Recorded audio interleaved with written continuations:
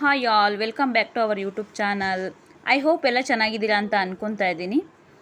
ಇವತ್ತು ನನ್ನ ಮಗಳು ಹೊಸಲು ದಾಟ್ತಾ ಇದ್ಲು, ಸೊ ನಾನು ಅದನ್ನು ನಿಮ್ಮ ಜೊತೆ ಶೇರ್ ಮಾಡೋಣ ಅಂತ ಅನ್ನಿಸ್ತು. ನಾನು ಇಲ್ಲಿ ವಿಡಿಯೋನ ಅಪ್ಲೋಡ್ ಮಾಡ್ತಾ ಇದ್ದೀನಿ. ಯಾರೆಲ್ಲ ಹೊಸದಾಗಿ ನನ್ನ ವಿಡಿಯೋನ ವಾಚ್ ಮಾಡ್ತಾ ಇದ್ದೀರಾ, ಸಬ್ಸ್ಕ್ರೈಬ್ ಮಾಡಿ. ನನ್ನ ಮಗಳು ಇವತ್ತು ಹೊಸಲು ದಾಟಿದ್ಲು. ನನ್ನ ಮಗಳಿಗೆ 9 ಮಂತ್ಸ್ ಇವಾಗ ರನ್ನಿಂಗ್ ನಡೀತಾ ಇದೆ. ಎಲ್ಲ ಮಕ್ಕಳು 9 ಮಂತ್ಸ್ ಆದಮೇಲೆ ಹೊಸಲು ದಾಟ್ತಾರೆ, ಕೆಲವರು 8 ಮಂತ್ಗೆ ದಾಟ್ತಾರೆ. ಅವರವರು ಬೆಳವಣಿಗೆ ಮೇಲೆ ಅವರವರು ಡಿಪೆಂಡ್ ಆಗಿರುತ್ತೆ ಅದೆಲ್ಲ. ನನ್ನ ಮಗಳು ಇವತ್ತು ದಾಟಿದ್ದಕ್ಕೆ ನಮಗೆ ತುಂಬ ಖುಷಿ ಆಯಿತು. ಅವಳಿಗೆ ಎಲ್ಲ ಥರದ ಶ್ರೇಯಸ್ಸು ಸಿಗಲಿ, ಯಶಸ್ಸು ಸಿಗಲಿ ಅಂತ ನಾನು ದೇವರಲ್ಲಿ ಕೇಳಿಕೊಂಡು ಇವತ್ತು ಹೊಸಲು ಪೂಜೆನ ಮಾಡಿದೆ. ಅವಳು ಒಳ್ಳೆ ಟೈಮಲ್ಲಿ ಹೊಸಲನ್ನ ದಾಟಿದ್ದಾಳೆ. ಅವಳಿಗೆ ಫಸ್ಟ್ ಟೈಮು ಹೊಸಲು ಪೂಜೆ ಅವಳ ಕೈಲಿ ಮಾಡಿಸ್ತಾ ಇರೋದ್ರಿಂದ ಅವಳಿಗೂ ಖುಷಿ ಆಯಿತು, ನನಗೂ ಕೂಡ ಖುಷಿ ಆಯಿತು. ಮಕ್ಕಳಿಗೆ ಯಾವುದಾದ್ರೂ ಕ್ರಿಯೇಟಿವಿಟೀಸ್ನ ಮಾಡಿಸಿದಾಗ ಅವರು ಖುಷಿ ಪಡೋದು ಅದು ಕಾಮನ್ ಆಗಿರುತ್ತೆ. ನನ್ನ ಮಗಳಿಗೆ ಪೂಜೆ ಪುನಸ್ಕಾರ ಅಂದರೆ ಸ್ವಲ್ಪ ಜಾಸ್ತಿನೇ ಇರುತ್ತೆ, ಯಾಕಂದರೆ ಅದು ಹುಟ್ಟಾಗಿಂದನೇ ಬಂದಿರುತ್ತೆ ಅಲ್ವ, ಮಕ್ಕಳಿಗೆ ಹಾಬಿ ಆಗಿರುತ್ತೆ.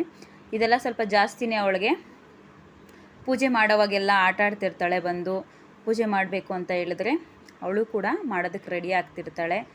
ಏನೇನು ಹೇಳ್ಕೊಡ್ತೀವೋ ಕಲಿಸ್ತೀವೋ ಮಕ್ಕಳಿಗೆ ಅದನ್ನು ಕಲಿತಾ ಹೋಗ್ತಾರೆ.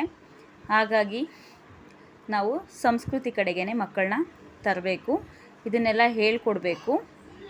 ಅದು ಈ ವಯಸ್ಸಿಂದನೇ ಬಂದರೆ ಅದು ತುಂಬ ಒಳ್ಳೆಯದಾಗುತ್ತೆ. ಎಲ್ಲ ಏಳಿಗೆ ನನ್ನ ಮಗಳನ್ನ ಮೊದಲನೇ ಹೆಜ್ಜೆ ಆಗಿರುತ್ತೆ ಅಂತ ನಾನು ಭಾವಿಸ್ತಾ ಇದ್ದೀನಿ. ಅವಳು ಮಾಡೋ ಎಲ್ಲ ಕೆಲಸಗಳಲ್ಲೂ ಶ್ರೇಯಸ್ಸೇ ಸಿಗಲಿ ಅಂತ ನಾನು ಆಶೀರ್ವಾದ ಮಾಡ್ತೀನಿ ನನ್ನ ಮಗಳಿಗೆ.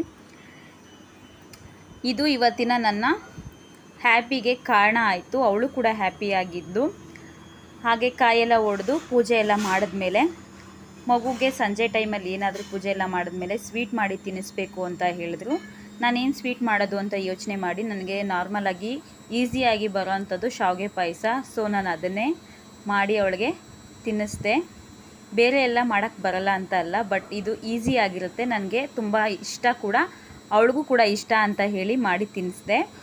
ಹೀಗೆ ಸಂಜೆ ಆಯಿತು, ಅಜ್ಜಿ ತಾತ ಬಂದರು, ಅವ್ರ ಜೊತೆ ಅವಳು ಟೈಮ್ ಕಳೆದ್ಲು. ಇದು ನನ್ನ ಇವತ್ತಿನ ವಿಶೇಷ ದಿನವಾಗಿತ್ತು. Thanks for watching friends. ಎಲ್ಲರೂ ಸಬ್ಸ್ಕ್ರೈಬ್ ಮಾಡಿ ಸಪೋರ್ಟ್ ಮಾಡಿ. ಎಲ್ಲರಿಗೂ ಧನ್ಯವಾದಗಳು.